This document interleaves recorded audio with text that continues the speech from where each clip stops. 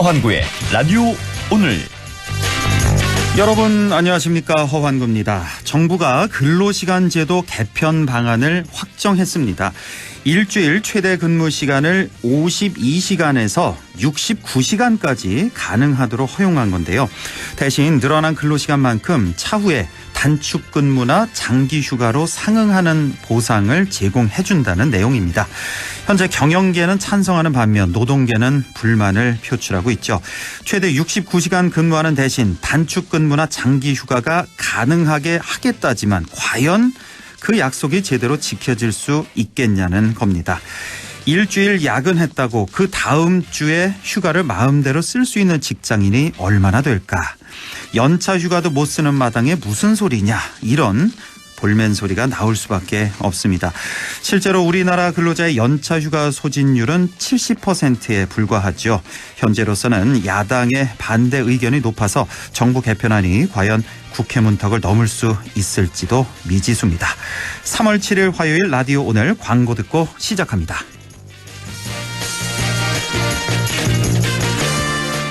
얼마에요? 인공지능 격리회계 얼마에요? 재고관리 제조 생산 얼마에요? 건설 현장 ERP도 얼마에요? ERP 월 39,000원. 창업기업은 6개월 무료, 비영리 관리도 얼마에요가 좋습니다. 얼마에요? 가입비 부가세 별도. 애즈랜드 쉽고 빠른 인쇄 애즈랜드 나만의 감성 굿즈 대량 옵셋 인쇄 소량 디지털 인쇄 스마트 프린트 플랫폼 애즈랜드 감사보고서, 세무조정, 계산서도 애즈랜드. 호텔식 컨시어지 서비스의 품격, 도시와 문화 인프라 속의 감격, 이 모든 걸 누리는 당신이라는 자격. 롯데에서 선보이는 상위 0.1%를 위한 하이엔드 시니어 레지던스 VL 르웨스트. 문의 1811-9996 롯데건설.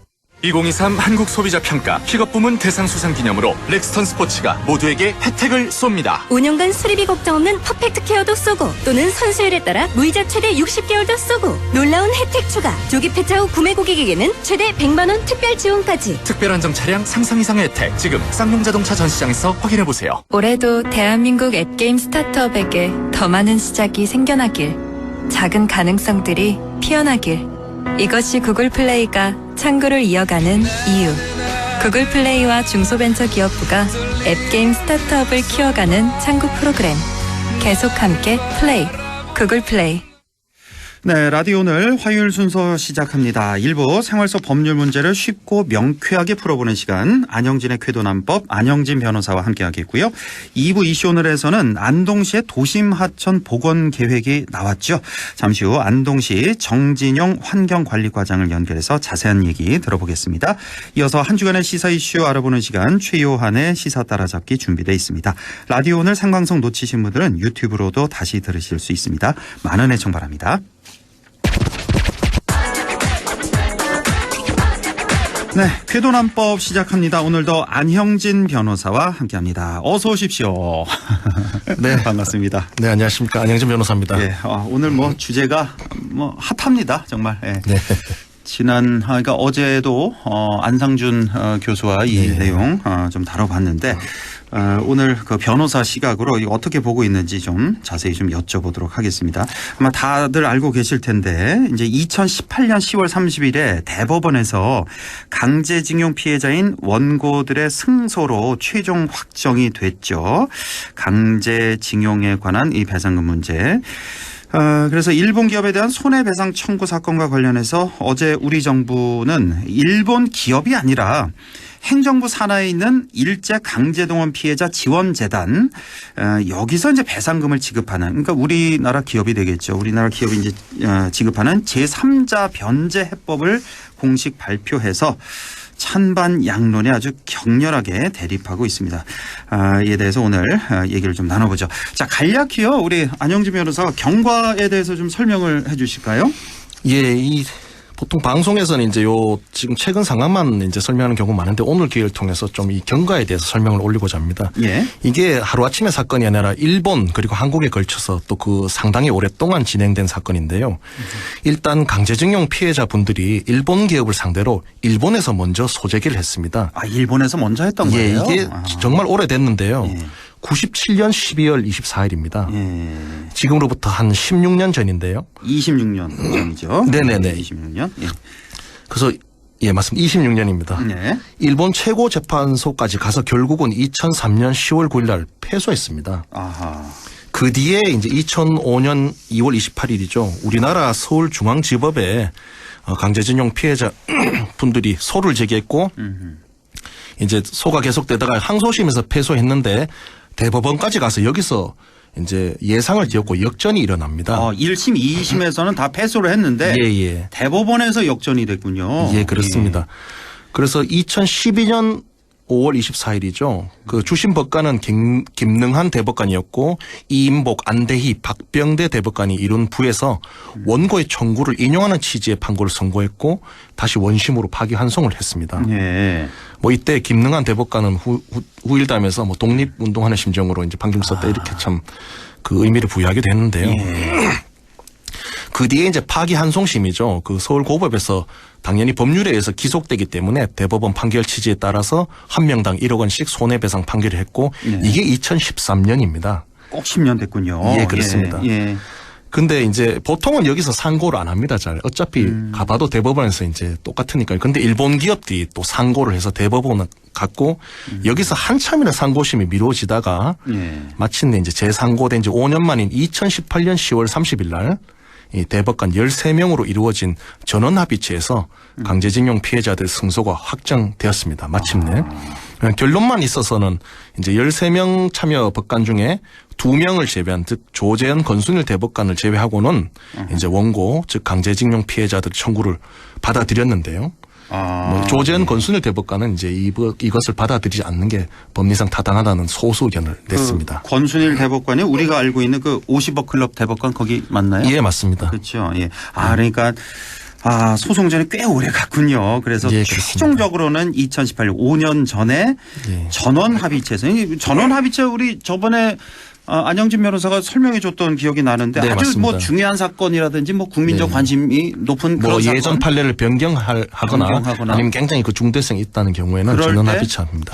대법관 전원이 들어오는. 그렇습니다. 거기서 이제 최종 판결이 났다는 그런 말씀이십니다. 예. 네. 그래서 요 쟁점이 뭐였냐면 아시듯이 1965년 6월 22일 날 공식적인 명칭은 대한민국과 일본국 간의 기본관계에 대한 조약 그리고 그 부속 협정인 대한민국과 일본국 간의 재산 및 청구권에 관한 문제 해결과 경제 협력에 관한 협정 그 조약 172호인데요. 요게 체결이 되었습니다.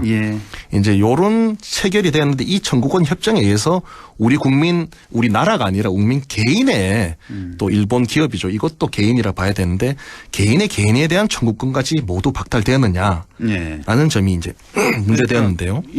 우리가 흔히 알고 있는 65년의 그 한일 협정 또는 한일 청구권 협정 그거 말씀하시는 거예요. 그게 이겁니다. 자, 근데 여기서 이제 이 주장이 갈리는 게 우리나라는 개인의 청구권까지는 박탈된 게 아니다 이렇게 주장하는 거고 일본은 개인 청구권까지 모두 다 박탈된 협정이다. 이렇게 지금 우기고 있는 거잖아요. 그렇습니다. 그렇죠. 예. 그래서 이게 사실은 요 조항이 있긴 있습니다. 협정을 보면은 양체약국은 양체약국 및 그 국민의 재산 권리 및 이익과 양체약국 및 그 국민 간의 청구권의 문제가 뭐 쭉 쓰면서 뭐 완전히 그리고 최종적으로 해결된 것이라는 것을 확인한다. 요 조항 등등이 있는데요. 보면 이제 국민까지 들어가서 조약이 되어 있습니다. 그래서 이제 문제가 되고 뭐 좀 제가 정확하게 말씀을 드려야 되는 게 일본 주장이 과연 말도 안 되는 주장이냐 그렇지는 않습니다. 왜냐하면 논란의 여지는 분명히 있고 그래서 우리 대법원 전원합의체에서 2명의 대법관이 이제 일본 측 기업의 말도 맞다라고 손을 들어줬는데요. 지금 뭐 일본 측 입장을 대변한다거나 지금 대통령실을 대변하는 말이 아니에요. 지금 안영진 변호사는 정말 냉철하고 객관적으로 지금 바라보는 거예요. 지금 이 예, 문제를. 지금 예. 가슴하고 머리는 많이 뜨거운데요. 좀 조잔쪽하느라 힘든데 하여튼 그렇습니다. 네, 혹시 우리 들으시는 청취자 여러분이 동의가 안 되더라도 일단 요 냉철한 요 판단 요 일단은 좀 들어보시는 게 좋을 것 같아요. 예. 그렇습니다. 이게 조금 이제 재미없는 부분인데 설명드리고 싶은 거는 우리 대법원이 이제 원고들이 청구하고 있는 권리의 성격부터 규명을 했습니다. 뭐냐면은 이게 미지급 임금이나 보상금이 아니다. 네. 그 일본 정부의 한반도에 대한 불법적인 식민 지배 및 침략 전쟁의 수행과 직결된 일본 기업의 반인도적인 불법 행위를 전제로 하는 이제 피해자들이 일본 기업에 대한 위자료 청구권이라는 점을 분명히 했습니다. 예. 그 왜냐하면 이제 미지급 임금이나 보상금 같으면은 그 전국전 협정에 의해서 날아가는 게 거의 클리어하거든요. 임금이나 보상금은 그렇죠. 일단은 날아가는 거고 예, 이거는 예. 인정했고 이게 그렇죠. 아니라 위자료 청구권이다. 예, 그 점을 분명히 했습니다. 예. 그래서 이제 그거는 포함되지 않는다라고 했는데요. 그 좀 그렇습니다. 이게 몇 가지 근거가 있는데 첫 번째는 네. 그 좀 간단히 말씀드리면 당시에 일본은 불법 지배를 인정하지 않았거든요. 예. 그 불법 지배로 인한 피해에 대해서도 피해가 이쪽 계약에서는 이제 아예 제외됐다는 논리는 거죠. 예. 예, 두 번째는 국가가 이렇게 개인의 걸 함부로 없앨 수 있느냐 뭐 이런 두 가지 줄기 때문에 예. 이제 이런 주류적인 의견이 나왔다고 보이고요. 좀 거칠게 말씀드려서 그렇습니다. 예. 그래서 그렇습니다. 이제 이러한 이제 적법한 확정 판결에 의해서 이제 강제징용 피해자들이 국내 소재 일본 기업의 재산에 대해서 강제 집행을 하려고 했습니다. 그렇죠. 예. 이거는 막을 수가 없거든요. 근데 일본에서 이제 뭐 한국 우리가 1위인 뭐 반도체 디스플레이를 정면으로 겨냥해서 그 필수적인 핵심 소재 3종의 수출 규제하는 등 경제 외교적 보복에 나서서 지금까지 이루고 있는데요. 예, 예. 이제 그게 이제 지금까지 경과입니다. 예. 자, 이제 대법원 이제 5년 전 2018년에 우리 최종 대법원의 판결이 나왔어요. 배상하라고. 네. 근데 그 일본 기업이 미쓰비시랑 일본제철이었나요? 예. 그 네네. 두 기업이 배상을 하지 않고 버티고 있었죠. 네. 그러자 우리나라에서 이 두 기업의 재산을 동결을 해서 이걸 팔아서 배상을 하겠다 이렇게 하자 지금 아주 갈등이 격화된 거고요. 네. 그런 와중에 이제 일본이 뭐 수출 뭐 세종 그 소재였죠. 그 반도체 소재 세 가지 그 보복에 나섰고 자 이런 상황입니다. 쭉 정리를 해 주셨는데 자, 지금 여기서 나온 용어가 이제 제3자 변제란 말이에요. 그러니까 네네. 일본 기업이 직접 배상하는 게 아니라 우리 행안부 산하의 일제 강제동원 피해자 지원 재단이라는 이 재단을 만들어서 여기서 이제 배상금을 지급하는 이른바 제3자 변제 해법인데 네. 자, 이거를 좀 변호사 시각으로 좀 해석을 해 주시죠. 이게 뭐 예, 최대한 좀 균형적으로 제가 말씀을 드리는 노력을 네. 해보겠습니다. 예. 뭐 이 윤석열 정부가 그동안 답보 상태였던 한일 관계의 미래지향적 회복을 위해서 뭐 정치적 비난을 감수하고 국익을 위해 통큰 결단을 내렸다는 정부의 설명도 뭐 일리가 없다고는 할 수는 없어 보입니다. 일단 이 말 자체는 예. 일단 예. 뭐 사실 지금 북핵 도발도 있고 중국이 위협적으로 부상하고 있고 이런 등등 이제 외교적으로 엄중한 국제 상황에서 한미일의 긴밀한 협력이 기여한 것도 사실이거든요. 예. 그래서 아니나 다를까 지금 또 우리 정부의 그런 입장이 발표되자마자 미국 정부에서는 딱 바로 이제 환영한다는 성명이 나올 그 정도였는데요. 예, 예. 뭐 언제까지 그냥 둘 거냐 이런 현실론이 있었고요. 그리고 만일에 이 일본 기업의 한국 소재 재산에 대해서 강제 집행이 실제로 이루어져 버리면은 그 후 폭풍에 대해서는 어떻게 감당할 거냐는 반론이 있었던 것도 사실은 맞습니다. 예, 일단 예. 예, 일본이 억수로 이제 가만히 있지는 않을 거는 맞습니다. 그렇습니다. 예.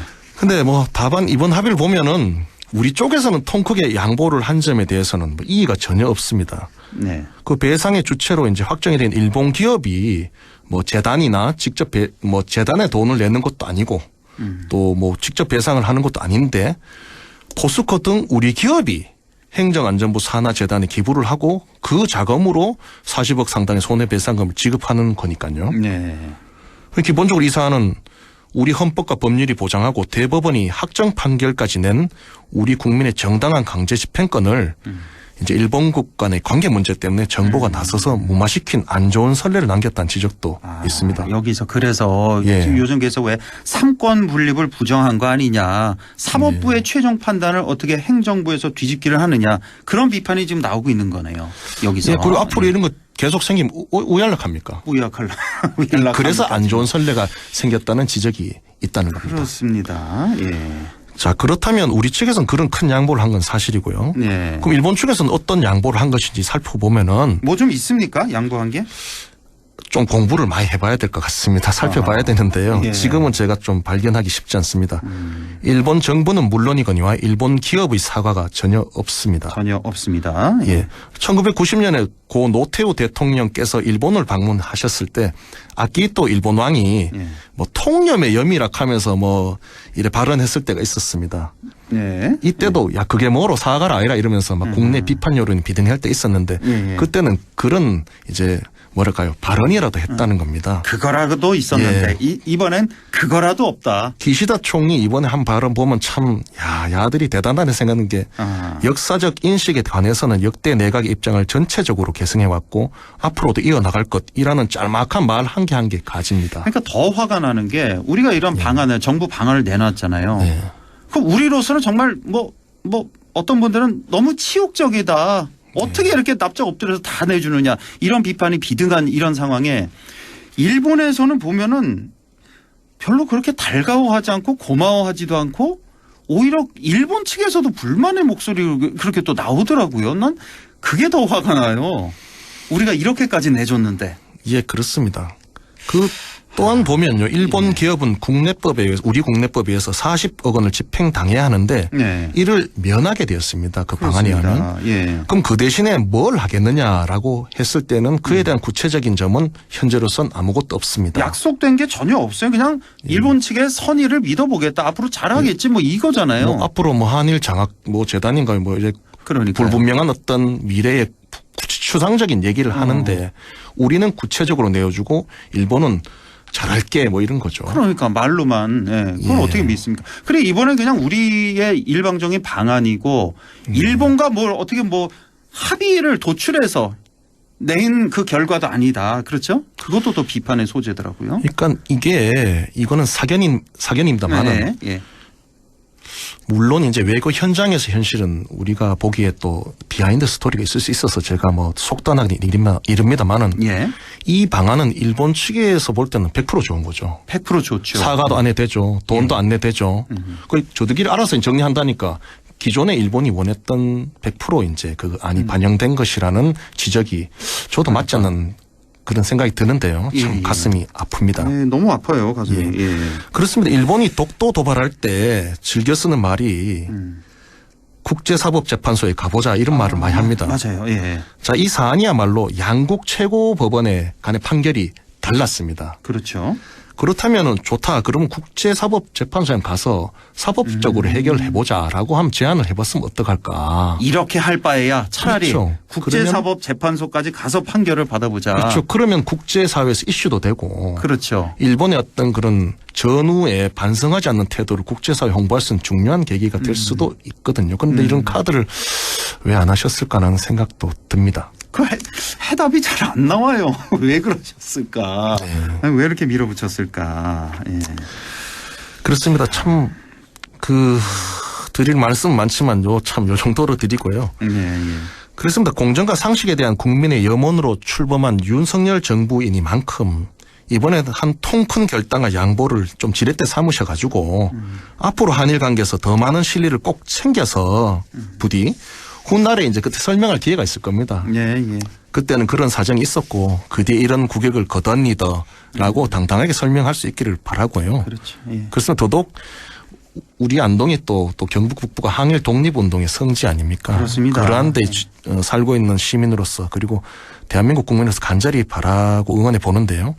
또한 그렇습니다. 한편 생각한 게 이번에 좀 지인들이나 얘기를 하다 보면 야 우리가 얼마나 힘이 없으면 이래 참 그러노 이러면서 저들한테 원자폭탄 띄고 미국한테는 그래 잘하면서 우리한테는 그래 40억 못 준다 이래 떼쓰는 거 보이 결국은 힘이 세져야 되는데 내년 총선에서 뭐 낙하산 공천이 뭐 측근 간신 공천 이런 거 하지 말고 제발 옳게 공천해가지고 나라의 국군이 성하게 해서 일본을 국력으로 앞질러 버리면 예. 그때는 우리가 요구하지 않아도 일본이 저들이 알아서 사과도 하고 막 배상도 하겠다고 오히려 우리에게 매달리겠구나라는 생각도 좀 생각을 해보면서 좀 그랬습니다. 그날이 올까요? 빨리 와야 될 텐데.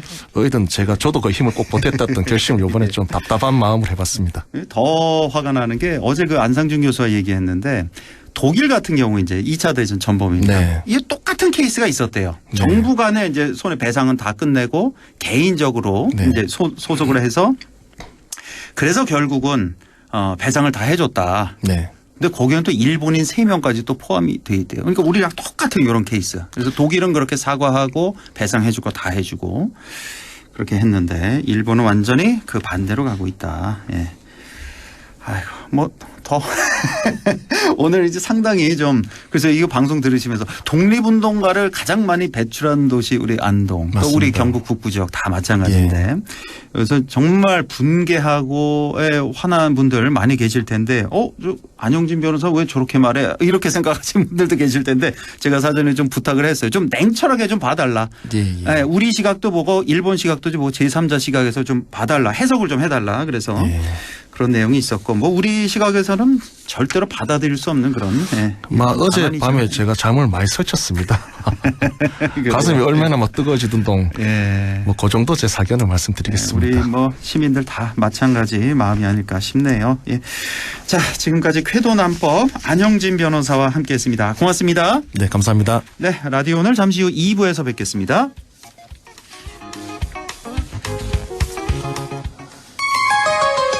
MBC 라디오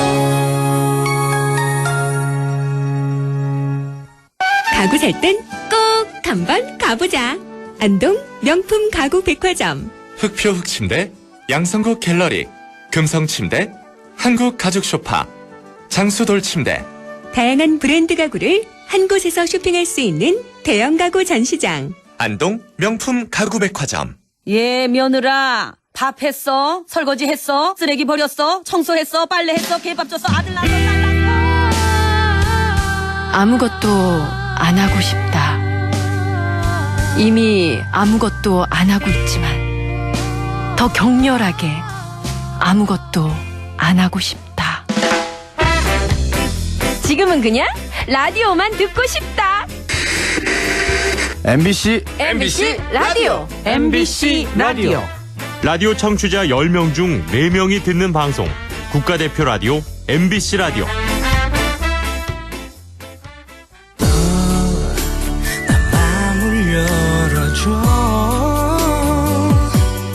다가가 나 속삭이도록 언제나 내 생각으로 행복해야 해요. MBC 라디오 100.1 MBC 라디오. 네, 6시 27분 54초 지나고 있습니다. 이슈 오늘 시작하죠. 안동시의 도심 하천이죠. 안기천이 현재는 복개가 돼서 도로로 이용 중인데요. 이 안기천이 곧 복원될 예정입니다. 자, 안동시 정용진 환경관리과장 연결해서 자세한 얘기 들어보겠습니다. 정용진 과장님 안녕하십니까?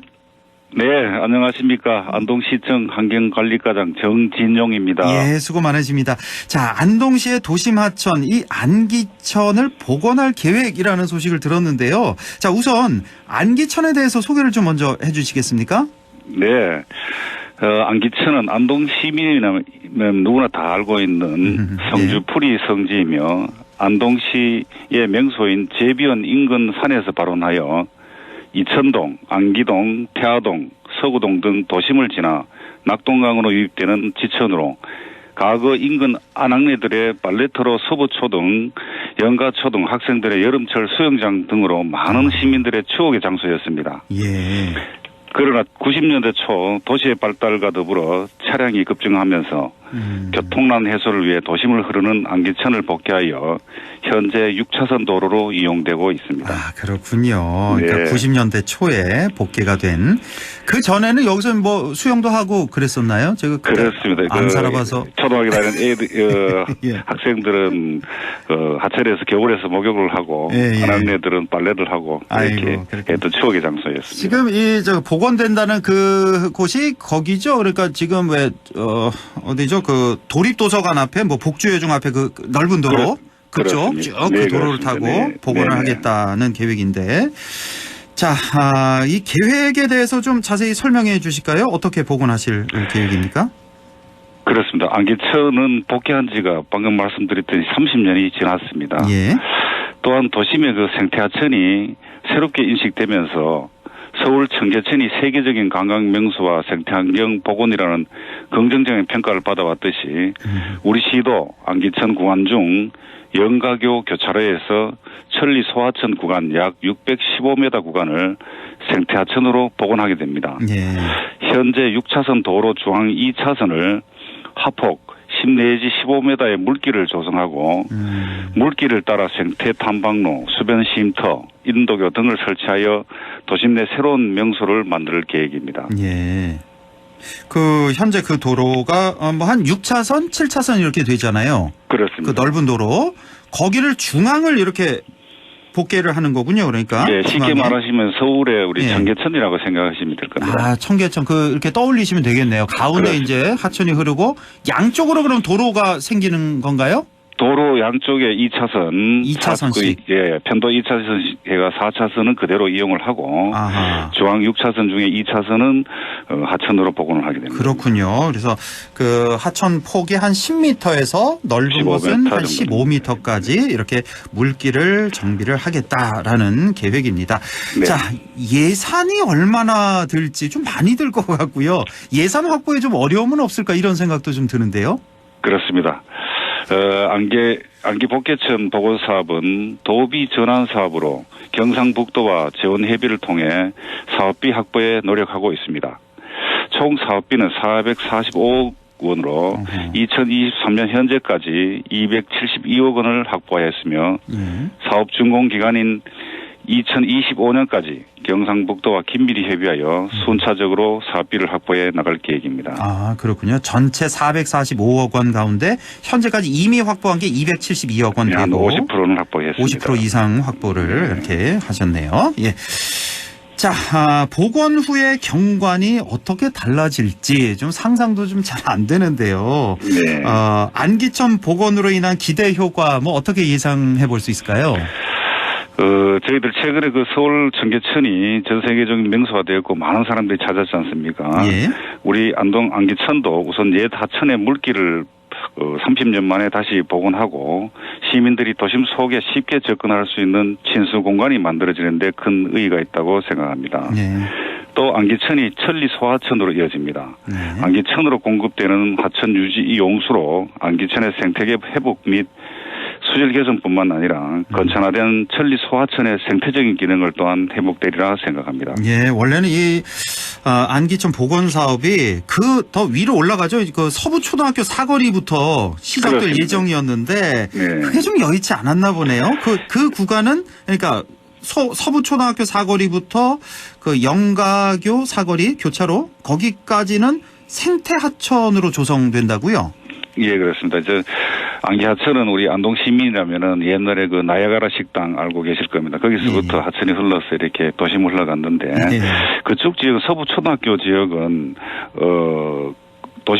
도로 폭이 굉장히 협소합니다. 그렇죠. 예. 그래서 그 당초에는 서부초등학교 사거리에서 천리 소하천까지 1km 구간을 복원할 계획이 있으나 그 서부초등학교 영가교 교차로까지 구간은 제어됐습니다. 그 이유는 아까 말씀드렸지만은 도로 폭이 협소하고 지금 현재 그 주차난 해소를 위해서 노상 주차장이 지금 그렇죠. 조성이 되어 있어서 그 구간을 제외하고 그 밑에 구간인 영가 교차로에서 천리 소하천까지 구간을 하게 되었습니다. 네, 이건 뭐 잘 변경하신 것 같네요. 그쪽 폭 자체가 너무 좁아서 여기에 또 10m, 15m 가운데 복원을 하면은 양쪽에 그렇습니다. 뭐 한 1차선 정도밖에 가까스로 맞습니다. 나오지 않을 것 같은 그런 맞습니다. 생각이 들어서. 안동시가 예. 그 전통 도시다 보니까 그렇죠. 교통난도 무시할 수는 없는 상황이고. 그렇습니다. 예, 그렇습니다. 그 대신에 이제 거기 생태 물길 보행로가 조성된다고요? 이것도 좀 설명해 주시죠. 예, 다행히 그 윗부분도 우리 안동시의 그 안기천의 일원이기 때문에 저희들이 작년에 2023년도 낙동강 수계 특별 사업에 공모하여 국비 20억 원을 확보를 하였습니다. 네. 그래서 그 구간은 현재 차선 및 보행로를 조정해서 300m 구간은 물길이 흐르는 보행로로 정비할 계획입니다. 아하. 그 영가초등학교에서 천리소하천까지는 생태 하천을 완전히 복원하는 거고, 예, 복개된 하천을 복원시키는 거고, 예. 서부초등학교 그 윗부분은 예. 하천, 소하천으로 이렇게 개발할 계획입니다. 그 보행로로 이렇게 정비할 그렇습니다. 계획이다.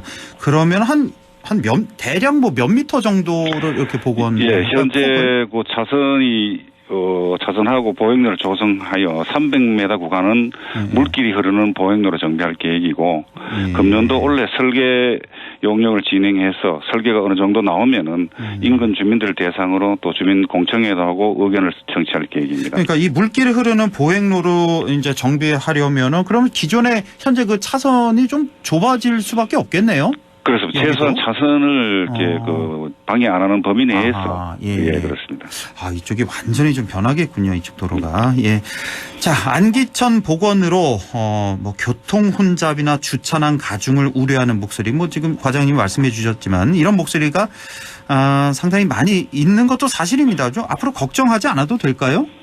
그렇습니다. 저희들이 교통난을 우선시하고 예. 그 기본 계획식 교통난 조사 결과를 반영하여 편도 2차선씩 양쪽으로 계획하였으며 그 복원된 구간은 대부분 덤프 트럭 등 지금 현재 대형 차량들이 불법으로 이렇게 야간에 주차되어 있습니다. 이 문제를 덤프 트럭이나 건설 기계는 차고지에 그 주차할 수 있도록 계도하고 주변 유의지를 활용해서 마을 주차장 조성 등을 통해 교통행정과와 협의해서 주차난 해소와 통행에 지장이 없도록 할 계획입니다. 하기야 이쪽 지나다니다 보면 대형 차량이 많이 주차돼 있더라고요. 워낙 폭이 넓다 보니까. 네네. 대형 차량들은 그 밑에 그 강변 주차장 쪽으로 좀 이렇게 예, 그렇습니다. 이동 주차하고 차고지 주차하면은 그렇죠. 통행에 지장이 없도록 행정적인 조치를 할 계획입니다. 알겠습니다. 자, 이제 시간이 다 됐는데 끝으로 덧붙이고 싶은 말씀이 있으면 좀 전해 주시죠. 네, 안기 복개천은 생태하천 복원 사업은 6월쯤에 공사 착공하여 내년 하반기에 금년 하반기에 철거를 시작하고 내년까지 그 공사를 마무리할 계획입니다. 공사 중에 불가피하게 교통, 보행 등이 불편이 있을 것으로 예상됩니다. 예. 시민들의 많은 양해를 부탁드리며 향후 구 역사부지 및 천리천을 비롯한 도시의 훼손된 공간을 생태환경 공간으로 조성토록 노력하겠습니다. 예. 감사합니다. 자, 이제 6월쯤에 공사가 시작됩니다. 그리고 최종 준공을 계획을 25년으로 보시는 건가요? 24년으로 보시는 건가요? 24년입니다. 24년 말까지 끝내는 그렇습니다. 걸 목표로. 예, 네네. 그러면 25년부터는 이제 새롭게 복원될 안기천을 보실 수가 있겠습니다. 또 안동시 새로운 명소가 될 거로 기대를 모으고 그렇겠네요, 있습니다. 정말. 예. 자, 지금까지 안동시 정용진 환경관리과장과 말씀 나눠봤습니다. 오늘 고맙습니다, 과장님. 아유, 예, 감사합니다. 네. 라디오 오늘에서는 청취자 여러분의 참여를 기다리고 있습니다. 우리 지역에서 발생한 사건 사고 소식이나 함께 토론하고 싶은 내용을 안동 MBC 홈페이지 라디오 오늘 게시판에 올려주시기 바랍니다. 전화와 문자 참여도 하실 수 있습니다. 전화는 851국에 7191번, 문자는 샵 0913번으로 보내주시면 됩니다. 문자는 단문 50원, 장문 100원의 정보 이용료가 있습니다. 여러분의 많은 참여 바랍니다.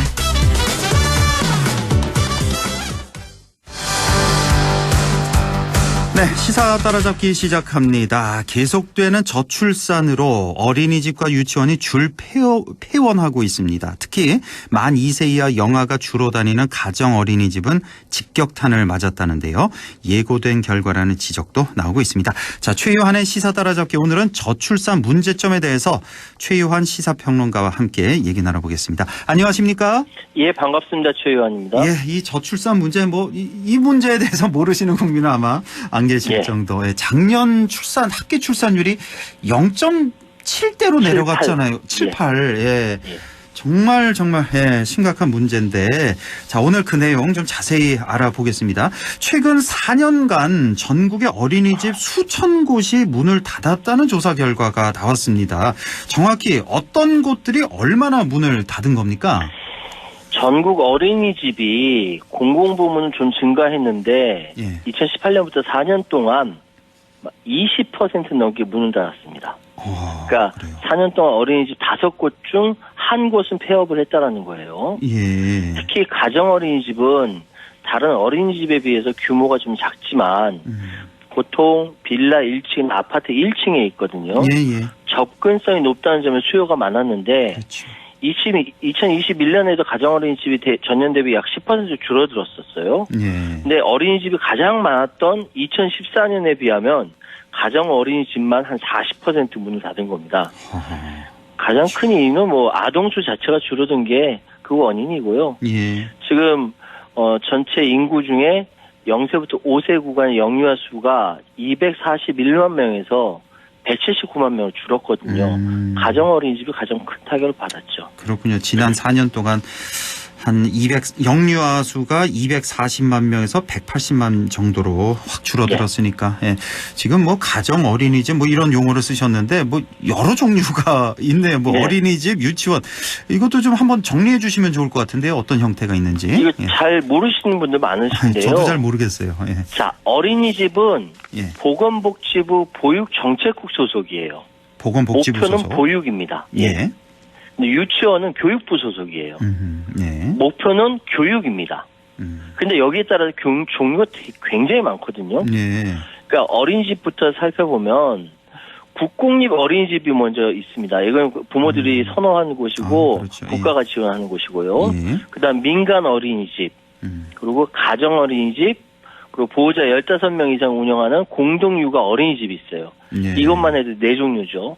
예. 그리고 유치원 같은 경우는 국립대학에서 부설로 운영하는 국립유치원이 있고 지자체에서 운영하는 공립유치원이 있고 시도교육감 인가를 받은 법인이나 사인이 운영하는 사립유치원이 있습니다. 예. 그러니까 이렇게 종류도 많고 그래서 이제 엄마 아빠들이 이제 집에서 얼마나 가까운가부터 시작해서 상황이 어떤가 이 자기 처지에 맞춰가지고 이렇게 보통 보내는데 코로나로 인해서 원아들 숫자가 들어서 가장 먼저 타격을 입은 데가 가정 어린이집이고요. 또 직접 자녀를 키우는 부모에게 지급하는 가정 양육수당도 어린이집 원화 감소에 영향을 미쳤거든요.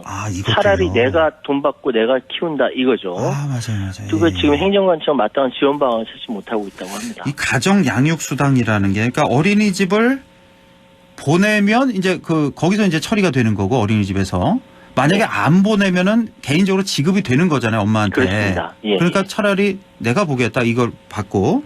맞습니다. 예전에는 한번 안 보내면 못 받는 그래서 좀 문제가 됐던 기억이 좀 있는데 그래서 어린이집을 안 보내도 지원을 받을 수 있게 이렇게 돼서 가정 어린이집이 더욱더 타격을 받은 그 원인 중에 하나다 이런 해설이시고요. 자 그렇다면 실제로 최근 출생률이 어땠는지 인구 절벽 얼마나 심각한 상황입니까? 우리 청취자분들께서는 다 아실 거예요.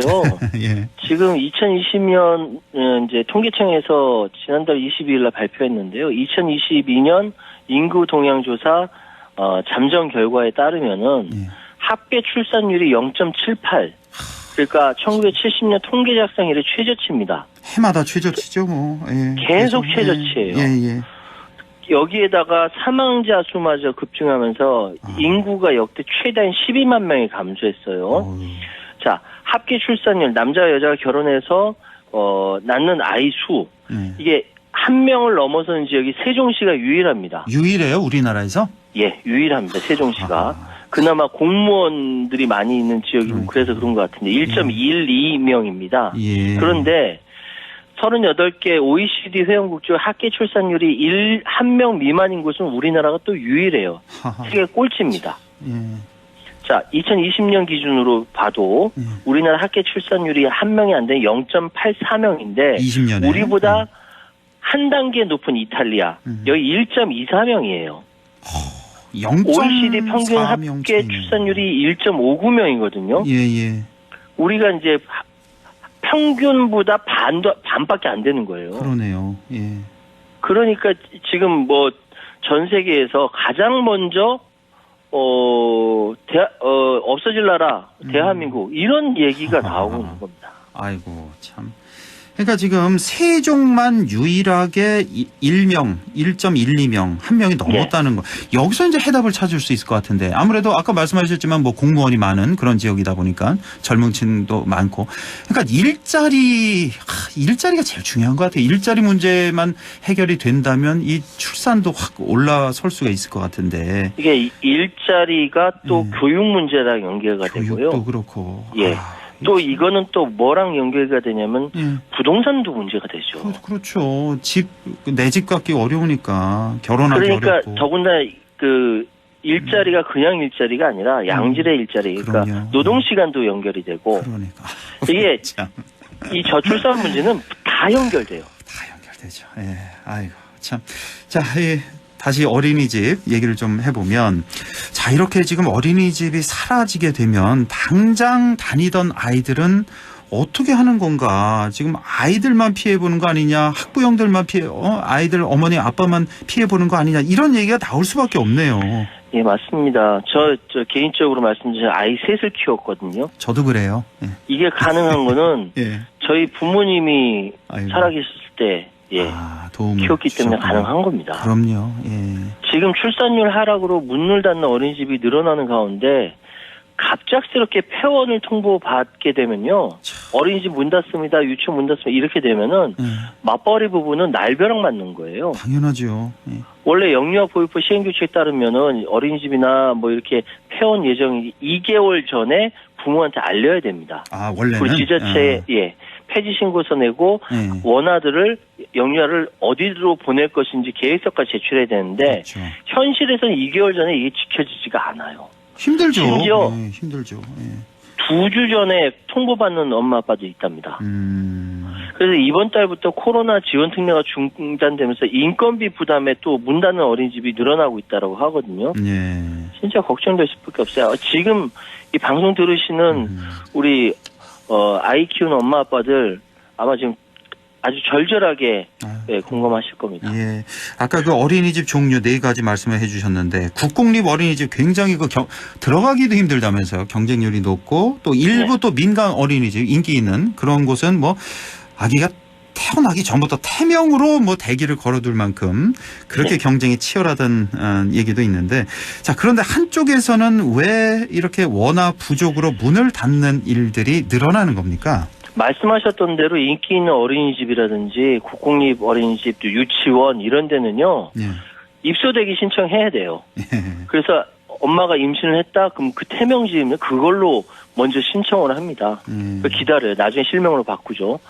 엄마들 커뮤니티 보면 어느 어린이집이 좋은지, 시설이 좋은지, 원장 선생님이 어떤지, 교육과정은 어떤지 이런 거 쫙 퍼져 있어서 미리 정보 교환해서 그 좋다라고 소문난데 먼저 이렇게 선호를 해서 대기를 하는 겁니다. 그렇지 않은 데는 도태되는 것이죠. 그러니까 이것 때문에 문제가 또 더 커지고 있는 겁니다. 뭐 이렇게 모든 어린이집이 이러면은 참 문제가 없겠는데 지금 말씀하신 가정 어린이집 같은 경우 좀 가장 먼저 이제 타격을 입게 되는데 이게 앞으로 유치원과 학교까지도 번져갈 수 있는 그런 신호탄이 된 거다. 뭐 이런 얘기도 좀 있네요.